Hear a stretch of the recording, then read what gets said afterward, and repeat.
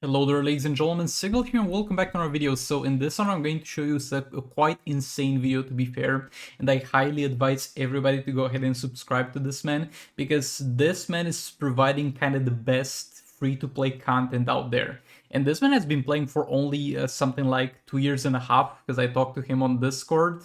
And it's insane what he's been able to achieve without spending any money. This is the highest damage I've ever seen done by a free-to-play player in league rates. And you're going to only see 5 fights, but if this man had access to all the fights, like if he was not in a league while hitting this and he had access to his last 3 fights, he might have been able to solo tier 10 raids while being free to play.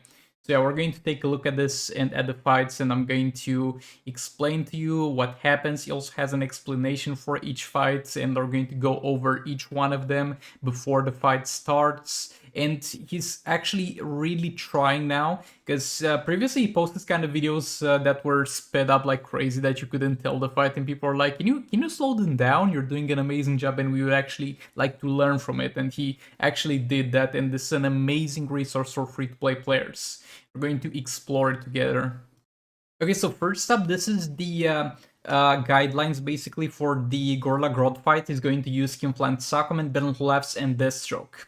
He's going to have Zatanna's Puppet on Battle Collapse. We'll see during the fight why, because it gives you a lot of useful things in that fight. You'll make a lot of use out of the blind effect it applies and out of the special disabled it applies. And a few notes is that your Battle Collapse should have maximum fast attack chance, even though it doesn't work properly at the moment in order to maximize the percentage hull damage. Deathstroke should have max fast attack chance and crit chance to maximize pretty much the power generation. And this is not really necessary here unless you're looking for the highest damage possible, like achieving the highest number. If you just want to help clean the fight, you don't really need to do this, but you could get used to doing it. The thing is using always Battle Collapse percentage hull damage first, because it's currently bugged and it's going to display as a lot more damage than you did. In order to maximize this, you should always use him first. So yeah, this is the explanation. Let's get into the fight. Okay, secure against Grodds. Let's get this going. As he said, he's got Battle Collapse and Deathstroke. And something I want to point out. Look at how much this man lags. Look at how much this man is lagging, and is going to be able to achieve all of this with all this lag going on. And I think there's rarely any hard to execute maneuvers. That's not to say that this man would not be able to, let's say, combo and chop Grodd with Battle Collapse or stuff like that. It's just to say that this is, in terms of gameplay, pretty achievable. Not easy by any means, but pretty achievable. So here he gets a blind effect that's extremely useful. That's the main reason he's got Puppet on. And he's not gonna have to worry about combo interruption here, and he got all his percentage hull damage done. The blind effect is gonna disappear in a second. He's gonna have Grodd baited with a special one. That's gonna make him use a special one. He's blocking here, and with this amount of lag, it would be impossible to combo interrupt. I think it's lagging so hard because he's recording, and that makes me appreciate so much more the fact that he's recording those fights. And he's trying to really maximize the Battle Collapse output. Again, if you don't care about the exact number you're gonna get enter your name at the end of the raids in terms of damage, this is not the most necessary thing. And over here, I don't even think he had percentage hull damage on the last activation. But now there's Deathstroke. King Tank that's. He's still got blind from the Puppet, which is useful. And you basically have Puppet on both Deathstroke and Skinflant Sakumen, because they're gonna die. Like, Grodd is a very unpredictable and a very high damage boss. And they're just gonna die, and you have to kind of adapt your gameplay on the fly to when those characters die, if they die too early, and you're gonna get something out of the clones. He's not gonna try to maximize, like, get all 3 clones of Deathstroke, all 3 clones of King. It's just something like, when it happens, it happens. I'm gonna make the best of it. And he's already dealing massive damage without even clones being out. Though this is percentage hull damage, to be fair. Okay, so yeah, there randomly, he tried to block into a jump attack and King killed him. He's got a clone in there. That clone's gonna do some percentage hull damage. That clone died. I actually didn't die. Jump attack into third special worked. Deathstroke back in. King back in. Again, trying to block into a jump attack. Grodd hits kind of fast, so that's not always gonna work. And there it is, a Grodd fight. And you got one more third special from a clone at the end. And yet again, this is very achievable. It's not the hardest gameplay you can do against this boss. Nobody's asking you to combo and drop Grodd. This is something that with some practice and some effort, you can do yourself. Getting into the briefing for the next fight is going to use Puppet Banshee against Dr. Fate. So the team is going to be Banshee with Puppet, obviously. He's going to have a Vixen with God Killer. God Killer is there to apply a negative effect if needed. And there's going to be Black Adam with Dark Metal cards, ideally at the lower level to get some crits for Banshee guaranteed, because you're going to be swapping between those two characters a lot, and he's going to drop the Dark Metal cards area. Usual build for Banshee, crit chance, crit damage, rest into attack. Some fast actions on Vixen, because you're going to need her as a combo builder. And some fast actions for the Rock Black Adam. And also something that also should be on Rock Black Adam is some armor pierce on the talons. That's not necessarily said here. But yeah, the gameplay is going to be some percentage shell damage done first. Because you want to maximize the damage you do with that. You're going to then switch into Banshee third special. And you're going to tag when all three abilities are disabled in order to build combo. Why that happens, and I did talk about it myself in a previous video, but I found this strategy out from this man, is because a lot of the times when you have three specials disabled on the enemy, using a third special is going to remove a lot of negative effects in a split second. So by tagging the Rock Black Adam, you're also going to guarantee your Puppet continuation and also build combo, because you would have to tag him after that anyway, most likely to reset your puppets. So tagging him before also builds you some combo. Okay, let's watch the gameplay. Alright, this is the fight, let's get going. Starts off with Vixen, then Black Adam in, and he's got already 4 negative effects, because God Killer, Vixen passive, and then Black Adam passive. Now he's spamming the special 2 a bit, as I do in my Soul Raid fights, if you remember, to get a bit of a buffer of negative effects in there, and also to apply and blind on him so he can, without a problem, do the percentage shell damage with Legendary Black Adam. And yet again, you can combo and chop Dr. Fate with Legendary Black Adam. You can do that, but you don't need to do that. That's the most important thing, and kind of the best thing about this. You can stress yourself to have optimal gameplay in some scenarios in this fight, but a lot of the times it's not necessary. Okay, Vixen back in there, applying some negative effects. Banshee starts spamming the third special, is gonna tank super move with Vixen. A bit of a bug on super move there. Now he's gonna try to push him back to the corner, because from now, because he's used super move, you've used super move with Banshee, there's not gonna be anything dislodging you from here, and that's where you want him. Now Banshee is just gonna spam third specials. And that's about it. As soon as you hit 3 third specials disabled, again you tag this many and you get your Dark Metal cards back, you get your combo up, and you get another buffer of negative effects to not lose Puppet, which most likely you would have needed to reactivate after the third special if you didn't use this man to build combo. So you get kind of a 2-in-1 deal. Combo and guarantee of Puppet being still active. I mean, it depends on the levels of your puppets. A little bit. I mean, quite a lot. So you might not have that great results in fights like this that depend on continuous puppet active effect. But as you can see, that Dr. Fate does not stand any chance.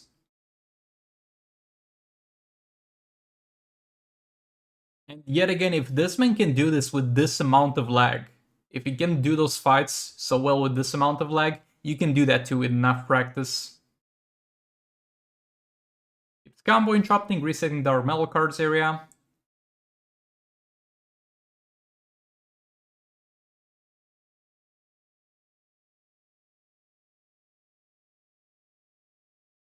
And then again building some combo on the third specials, and that's Dr. Fate down.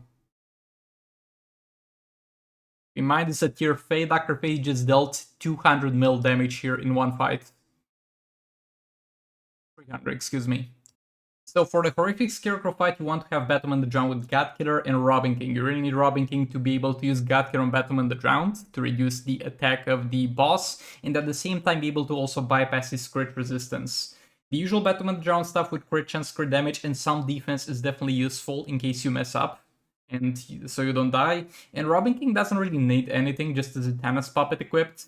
You can even use him gearless, as he says, because if you get unlucky and he dies on tagging, you can revive him up to 4 times, depending on your star level of Batman the Drowned passive. And yeah, let's get into the fights. Okay, let's get this going.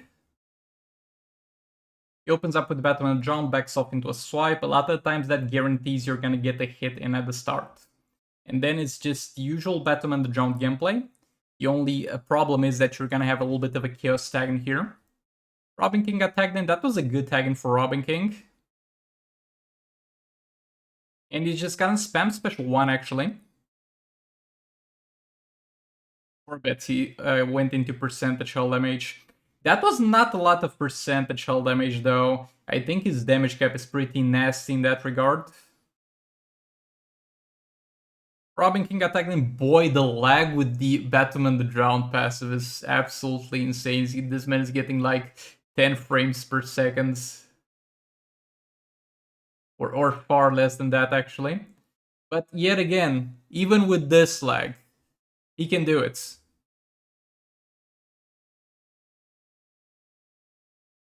Special 1, block, special 1. He's just spamming special 1 at this point, as we saw at the start of the fight. The percentage hull damage is not really that worth it. And by spamming special 1, you're going to get a lot of good negative effects from puppets. Blind effect is good whenever one of your characters, not necessarily Robin King, gets randomly tagged in, so they don't get hits. Special disable is good, and damage against target is the thing you're actually looking for. Also, if there's victim on the enemy active, you can do a few basics to get you all the way there if you don't have passive active yet. And here I think he got an unfortunate tag into with Batman the Drowned, so to guarantee her safety, he kind of used the special 1. This is a bad tag-in, by the way. This is an unlucky tag-in, because now he doesn't have any price energy, and it looks like he doesn't even try to stack it Robin King. He just wants to keep the puppet up, because he knows as soon as Batman the Drowned gets tagged in, she's going to do a ton of damage. Not a ton of damage, she's going to very fast activate that, and there it is, with 1 minute left. Horrific Scarecrow is killed. And keep in mind, this man, as you have seen by the looks of his legendary characters, with Black Adam and Robin King, doesn't have all the gears, just has some gears.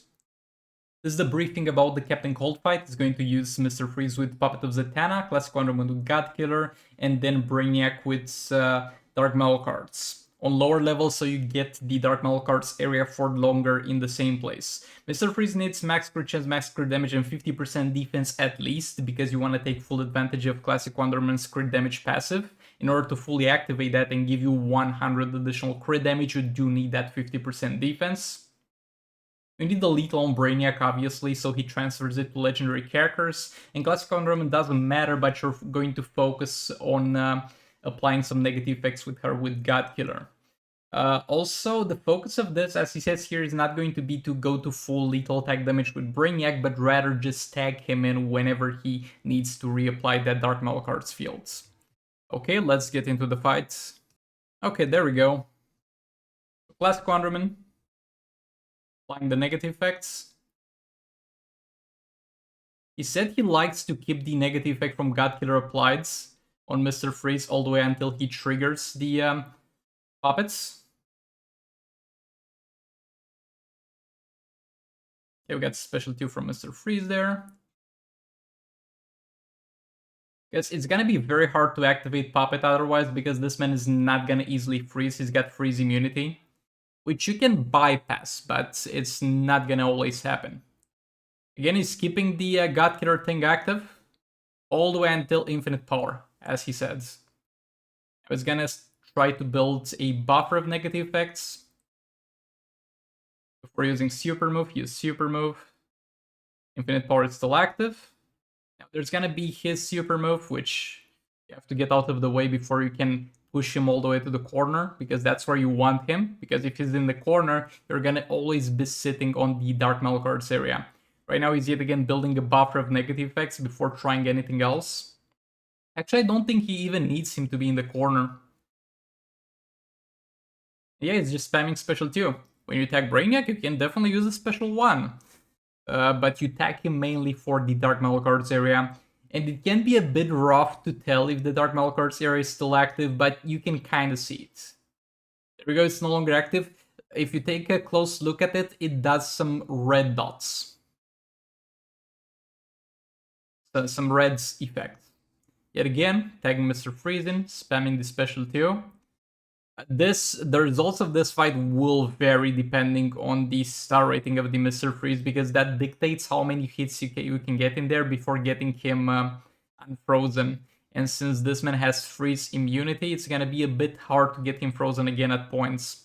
So the more hits you get... Actually, is he freeze immune? Maybe he got lucky with the freezes, but he got frozen a lot.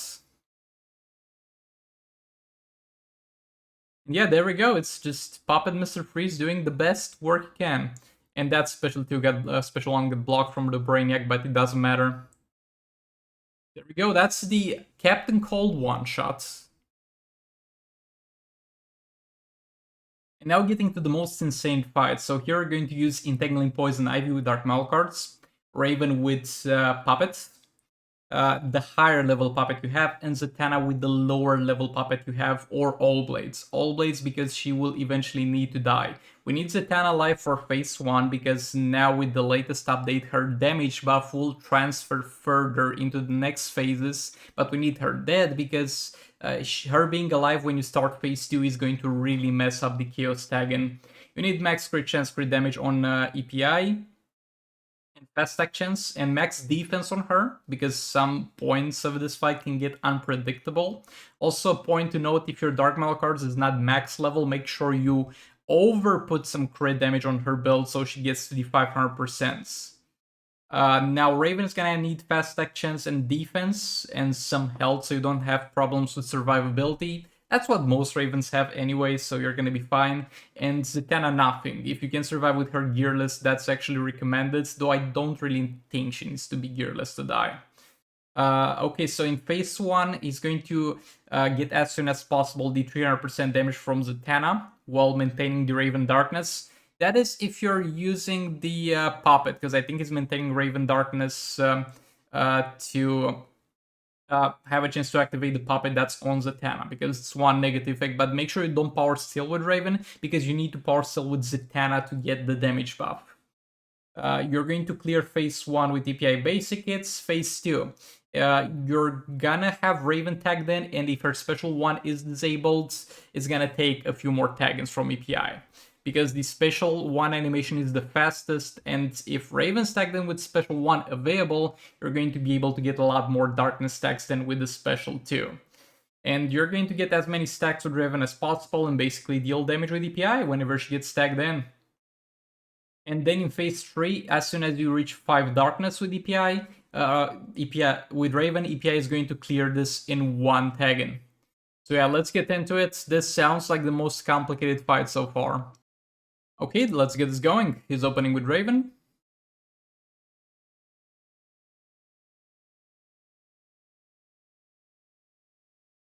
EPI gets tagged in. A bit of an unlucky tag-in. Lost like 1 or 2 seconds on that guy, but it's no big deal. Tagging in straight into a special 2. He's not actually doing the darkness with Raven.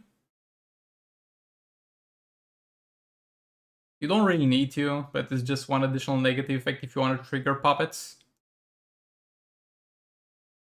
He's got the blind effect, which is huge for Zatanna. Now he's tagging in Raven, getting that special 1 done, which is 1 more negative effect, or 2 more actually, because she's also got puppet on.